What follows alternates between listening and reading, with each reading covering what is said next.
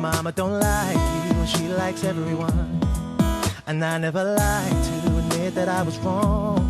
And I've been so caught up in my job, didn't see what's going on. And now I know I'm better sleeping on my own. Cause if you like the way you look that much, oh baby, you should go and love yourself.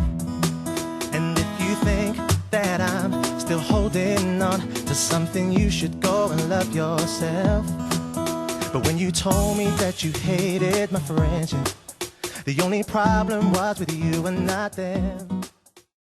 Magandang umaga po, Sir Aladdin.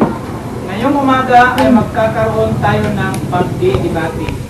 Pero bago ang lahat, nais ko muna ipakilala sa inyo ang ating mga abogado, isang guro sa ikalimang baitang, Ma'am Lenny D. Montero, ang Master Professor,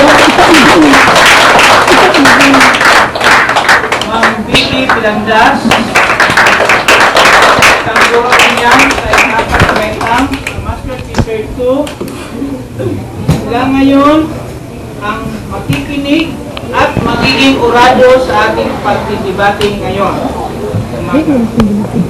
Alam niyo, class, nasa ngayon ay makabago na. No? Marami ng mga teknolohiyang lumabas. So, mapabata man, kumatanda, ang mandako ng mundo ay gumagamit na ngayon ng mga tinatawag natin na gadget. So, ngayong umaga, pagdidebatihan natin kung bakit malala ang pagdadala ng gadget sa loob ng paaralan. So mayroon tayong sanghayon at hindi sanghayon. At mayroon din tayong mediator na si Lian Amisula. Mayroon din tayong timekeeper na si Erica Galado. At mayroon din tayong mga cameraman. Si Juliana Iwag at si Marlene Alfonso. Simulan natin ngayon ang pagdidebate. Magandang umaga muli sa inyo. Ngayon, ipapakita namin sa inyo ang debate ng sang-ayon at hindi sang-ayon ng mga magsimula na tayo. Sana, simulan mo na.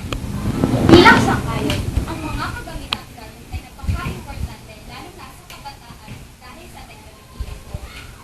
Ito ay ang mga cellphone, iPad, tablet, at marami pang iba. Nakatutulong rin ito dahil sa mga bagong impormasyon na maaaring makapagpapaunlad sa ating pag-aaral. Nakalilibang rin ito dahil sa mga apps na nakabibigay ng laruan. Nakatutulong rin ito sa mga kaibigan dahil lang sa mga malayo. Sa pamamagitan ng Facebook, Instagram, Twitter, FaceTime, at Facebook. Yun lang po, salamat. Ngayon, unghayan na natin ang opinyon ni Danzal na mula sa grupong hindi sang-ayon. Oo nga, importante nga mga ito ay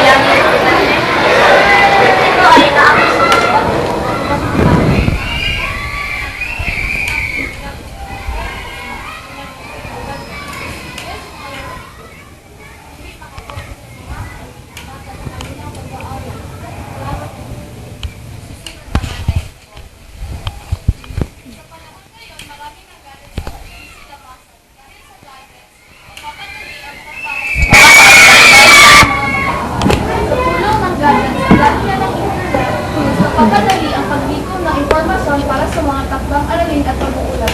Nagpaparami rin ang kaalaman natin mga kabataan sa pamamagitan ng internet.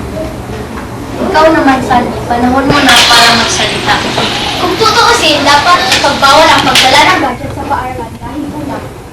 Pwede ma-disturb ang buong klase kapag may hindi katawag ng sabing gadget at gaya ng sinabi ni Tengan. Maaaring gumamit ang mga bata ng calculator o dictionary upang magdaya sa isang pagsusulit. Ito lang ang aking masasabi. Maraming salamat. Ngayon, pakinggan naman natin ang inalahad ni Krishna na nasa bandang kanan. Ngayong mga araw, ang mga gadget ay napaka-importante lalo na sa mga kabataan. Isa sa mga patok na gadget ay ang cellphone. Ito ay isa sa mga maraming bagay na napabilis ang mga gawain na kanilang ginagawa. Magagamit ang cellphone sa paaralan kapag may pangangailangan o emerensya. Katulad ng sinabi Makatutulong rin ito na pakikipag-ugnayan sa mga mahal natin sa buhay gamit ang app na Facebook, Messenger at Skype. Salamat po. Ikaw naman, Rose. Para sa akin, hindi dapat magdala ang mga estudyante ng kanilang mga gadgets sa paaralan dahil nakakaabala ito sa ating pag-aaral. Palagi na lang natin itong minalaruan at hinahawakan at halos mawala na tayo ng oras na makapag-aral sa ating iba't ibang mga leksyon. Maaari din tayo magbigani nito sa pamamagitan ng di ka nais-nais na bagay na makikita sa mga apps sa cellphone mo. Ano naman ang masasabi mo, Mariana, mula sa sang-ayon na ito? Sa panahon ngayon, napaka-importante ng gadget sa pag-aaral. Pwede nilang gamitin ito sa kanilang pag-aaral. Halimbawa, kapag isang bata ay nahihirapan sa kanyang pag-aaral, pwede siyang pumunta sa Google upang hanapin ito at paano ito gamitin. Pwede din siyang pumunta sa YouTube upang humingi ng mga educational videos.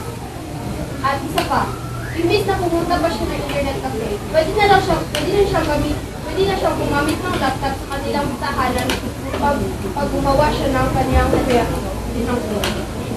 Aya, iparinig mo na sa amin ang panlaban mo kay Mariana.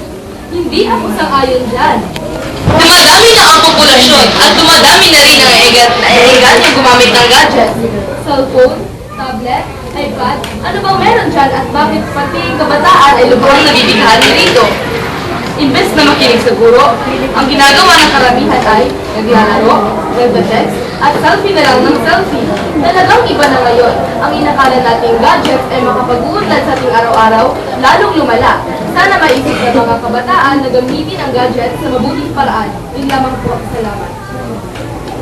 Sibi, ibigay mo na ang iyong pahayag na mula sa sang-ayon na ito. nakakatulong ang mga gadget sa maraming paraan. Nagamit sila ng mga bata kapag nais sila makausap ang kanilang mga magulang at kapag may naiwan sila. Nagamit nila ito kapag nais nila makausap ang kanilang mga magulang sa maraming lugar. Ginagamit nila ito upang makakuha ng mas maraming information tungkol sa kanilang pag-aaral. Ginagamit nila ito upang makakuha ng mas maraming information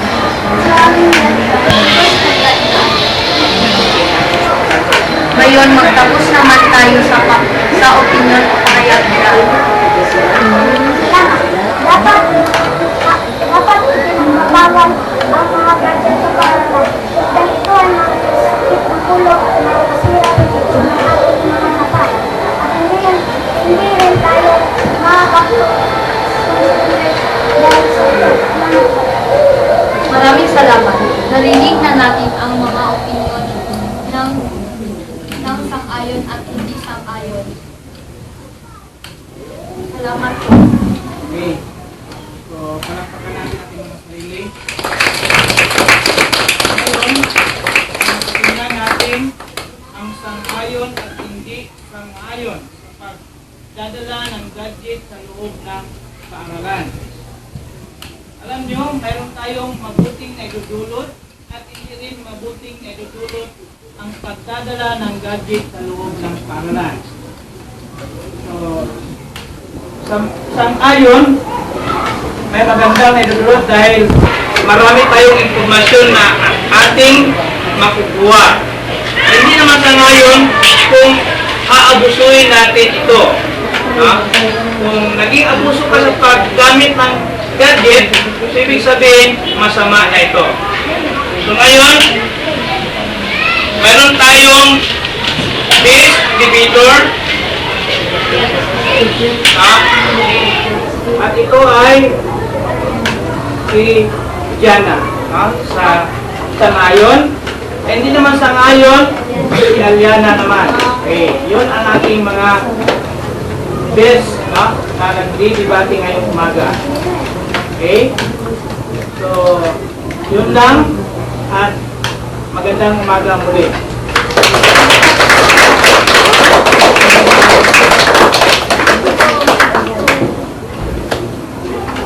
Okay. So, pakinggan natin ang ating urado kung ano ang kanyang mga sasabi. Kay Ma'am Lenny.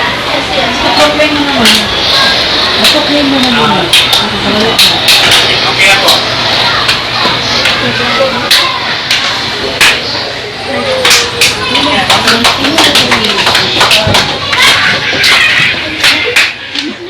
Keep